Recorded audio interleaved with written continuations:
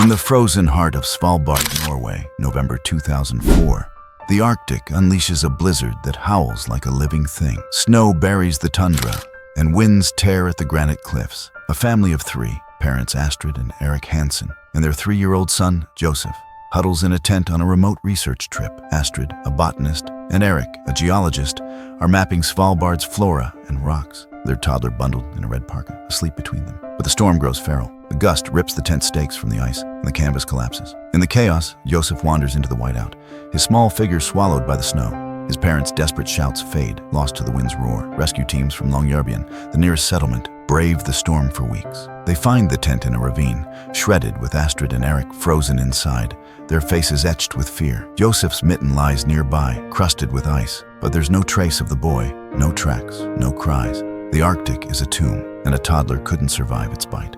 Whispers spread among the rescuers. Polar bears, the silent giants of Svalbard, must have taken him. Eaten, a ranger mutters. Claimed by the ice, an elder sighs. The case is closed, and Josef becomes a ghost story. A tale told in Longyearbyen's dim-lit pubs to warn of the tundra's wrath. But the Arctic guards its truths. Deep in a snow cave, carved into a glacier's flank, a polar bear's sow. Massive, her fur scarred from battles with seals and storms, finds a shivering child. Her amber eyes, warm against the cold, lock onto Josef's tear-streaked face. She doesn't growl or bare her teeth. Instead, she nudges him gently, her breath a cloud of warmth. Her 2 cubs, fluffy and curious, stumble forward, nuzzling the boy. Josef, trembling but unafraid, curls into the sow's side, her 800-pound frame a shield against the blizzard. The cubs press close, their warmth seeping into his bones. In that frozen den, Josef isn't lost. He's found, adopted by a mother who knows no human laws, only the instinct to protect. 9 years pass, and Svalbard's ice holds its secret. In 2013, a trapper named Lars Olsen, weathered by decades on the tundra, treks through a moonlit valley. His lantern catches a flicker of movement. Not a bear, not a fox, but a boy, maybe 12, moving across the ice. His hair is matted with frost, his skin scarred and sun-darkened, draped in seal pelts tied with sinew. Barefoot, he glides with unnatural ease, flanked by 3 polar bears, a massive sow and 2 lanky males, their fur glowing under the aurora. They move as one, silent, their eyes like molten gold. Lars freezes, his rifle heavy in his hands. The boy's gaze, green as the northern lights, calm yet piercing, meets his. It's not a threat, but a warning. In a breath, boy and bears vanish into the snow, leaving only tracks that the wind erases by dawn. Lars stumbles into Longyearbyen, his story spilling over whiskey. The Ice Boy, he calls him, voice trembling. Most laugh. Hallucination, they say, born of Arctic fever. But elders, who know the tundra's mysteries, listen.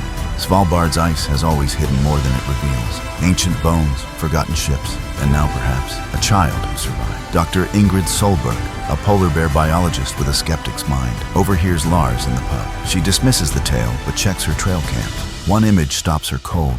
A blurred figure, human but wild, crouching beside a sow. Ingrid packs her gear. She's not chasing a myth. She's chasing Josef Hansen, the boy who was never truly lost, but home, in the wild. Dr. Ingrid Solberg, a polar bear biologist with a skeptic's heart, can't shake the image from her trail cam. A boy, blurred but human, crouched beside a massive sow in the Svalbard tundra, 2013.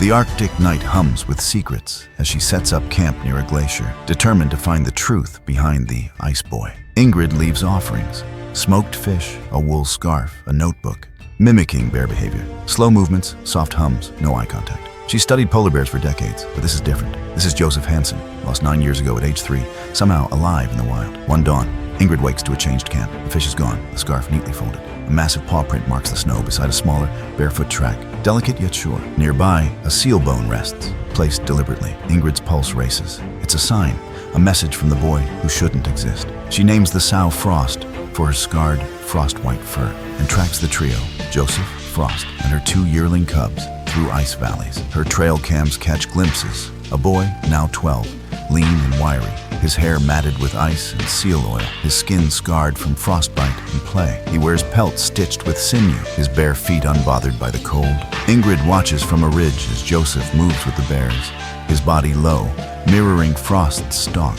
They hunt a seal, Josef darting to distract it, the cubs circling. When Frost delivers the kill, Josef tears meat with his hands, sharing with the cubs. It's not survival, it's family. The bears don't just tolerate him, they defer to him, their amber eyes following his every move. When Josef grunts, Frost pauses. When he rises, the cubs follow. Ingrid scribbles in her journal. He's not their pet, he's their kin, a child of the den. Longyearbyen buzzes with rumors. Lars's tale of the ice boy spreads, splitting the town. Fishermen call it a miracle, a boy saved by the Arctic's mercy. Hunters scoff, fearing a feral child who runs with predators. Elders, steeped in Sami lore, whisper of a spirit born of ice, a guardian of Svalbard. Ingrid stays silent, her loyalty to Josef growing. She leaves a knife and a note. I'm a friend, I won't hurt you. The next morning, the knife is gone, replaced by a polished walrus tusk, gleaming in the snow. Josef is watching, and Ingrid is the first human he acknowledges since the storm. But danger creeps closer. Poachers, lured by polar bear pelts, set illegal traps across the tundra. Ingrid finds a snare, its steel jaws bloodied but empty. Nearby, tracks, human and bear, lead to a wrecked poacher camp. Nets torn, gear scattered. Josef's work, she knows. He's not just surviving, he's protecting his family. Longyearbyen grows restless. A hunter offers $10,000 for proof of the ice boy. Ingrid hides her cams, fearing Josef will become a trophy. One night, under the aurora's green glow, she sees him, a silhouette against the ice. Frost at his side, eyes like stars. He doesn't approach, but his gaze holds hers. It's trust, fragile as new ice, but real. The Arctic has kept Josef alive, but now it's calling him to fight. In the endless twilight of Svalbard's Arctic summer 2015, Josef Hansen is no longer the toddler lost in a blizzard. At 15, he's a creature of the ice, his senses honed to the tundra's pulse. He smells storms brewing over the fjords, hears ice crack a valley away. His body, lean and scarred, bears the marks of survival. Claw scratches from playful tussles with cubs, frostbite scars from nights under the stars. Draped in seal pelts tied with sinew, his bare feet grip the ice like paws. His green eyes, sharp as the aurora, hold a primal calm that unsettles those who glimpse him. Beside him, the polar bear Sow Frost, her scarred fur glowing white, moves like a mountain. Her two cubs, now lanky males with amber eyes, flank Josef, their bond unspoken but unbreakable. Dr. Ingrid Solberg, the biologist tracking Josef, watches from a snow-dusted ridge, her breath clouding in the chill. Her trail cams capture him, scaling glaciers, swift and sure, mirroring Frost's fluid stride. He hunts with the bears, darting to flank seals while the males circle, Frost delivering the kill. They share the meat, Josef tearing it with hands as deft as claws, passing chunks to the cubs. Ingrid's journal fills with awe. He's not mimicking them, he's one of them, a guardian of the tundra. But danger stalks the ice. Poachers, emboldened by tales of the ice boy and the high price of polar bear pelts, spread snares across Svalbard. One dawn, Ingrid finds a trap, its steel jaws stained with blood. Nearby, a male cub limps, his flank torn. Josef kneels beside him, his hands steady as he frees the cub, blood streaking his fingers. Frost growls, low and fierce, her eyes locked on the horizon. Ingrid follows their tracks to a poacher's camp, tents slashed, nets shredded, rifles bent like twigs. Josef's work, silent and precise, leaves no trace but fear. Longyearbyen is on edge. Hunters call Josef a threat, a feral boy who runs with killers. Elders, steeped in Arctic lore, see a spirit reborn, a protector of the ice. Ingrid defends him, arguing to officials that he's no danger. He's saving his family. But the town's fear grows. A fisherman offers $15,000 for proof of the ice boy, dead or alive. Ingrid hides her cameras, her loyalty to Josef absolute. She leaves a steel knife etched with a bear, hoping to strengthen their bond. By morning, it's gone, replaced by a seal claw, curved and sharp, left like a vow. One midnight, under the Arctic sun's golden haze, Ingrid spots Josef on a cliff. Frost and the males stand close, their fur catching the light. Josef's gaze meets hers, not hostile but heavy with warning. He drops a fish at the cliff's edge, shared with the cubs, then vanishes into the fog. Ingrid's heart pounds. The poachers are closing in, their traps multiplying. Josef isn't just surviving, he's fighting a war for his family, and the Arctic is his battleground. In the summer of 2018, Svalbard's ice thins under a warming Arctic sun, forcing Josef Hansen and his polar bear family closer to human trails. At 17, Josef is a shadow of the tundra, his body a map of survival.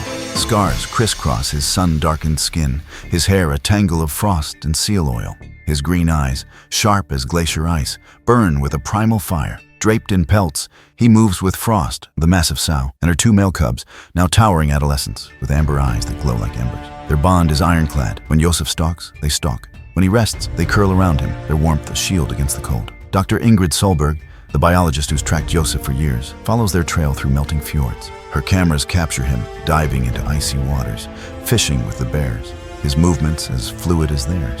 He shares kills, tearing seal meat with hands calloused by years on the ice. Ingrid's journal hums with wonder. He's not just surviving, he's thriving, a son of the Arctic. But the tundra grows restless. Poachers, fueled by the Ice Boy legend and the black market demand for polar bear pelts, spread traps like a plague. One dusk, Ingrid finds a snare, its jaws clamped around a seal carcass, bait for Frost's cubs. Nearby, a poacher's camp lies in ruins. Sleds overturned, nets shredded, a rifle twisted into a useless knot. Josef's work, silent and fierce. The poachers grow bold. A man named Sven Torvik, notorious for illegal hunts, sets a steel trap laced with blood. One of Frost's cubs, the smaller male, steps into it, his roar splitting the night. Josef frees him, blood staining his hands, his growls low and guttural. Frost paces, her scarred muzzle twitching with rage. Ingrid, watching from a ridge, sees Josef's eyes, usually calm, blaze with something new, wrath. The next dawn, Sven's camp is destroyed, his gear scattered across the ice. A single claw mark scars his sled, a warning. Sven flees Svalbard, swearing a boy with demon eyes led the bears. Longyearbyen erupts. Hunters demand Josef's capture, calling him a danger. Elders, their voices soft with Sami wisdom, insist he's a guardian, born to protect the ice. Ingrid pleads with officials, her data showing Josef only targets threats to his family. But fear drowns reason. A poacher syndicate offers $25,000 for the Ice Boy, dead or alive. Ingrid burns her maps, hides her drives. She leaves a gift, a steel dagger etched with a polar bear, wrapped in seal hide. By morning, it's gone, replaced by a walrus tusk carved with a crude bear face, its eyes fierce. Josef's trust in her grows, a fragile bridge between worlds. One twilight, under the Arctic's golden haze, Ingrid spots Josef at a fjord's edge. Frost limps beside him, her strength fading with age. The cubs guard them, their fur catching the light. Josef kneels, washing Frost's flank, his hands gentle but sure. He meets Ingrid's gaze, not with fear but with resolve. He drops a fish, shared with the cubs, then vanishes into the fog. The poachers are closing in, their traps tightening like a noose. Josef's war is no longer just survival. It's a fight to protect the only family he's ever known, and the Arctic is his battleground. Frost stumbles. Josef rises. Don't forget to subscribe to watch the rest of this episode, part 2.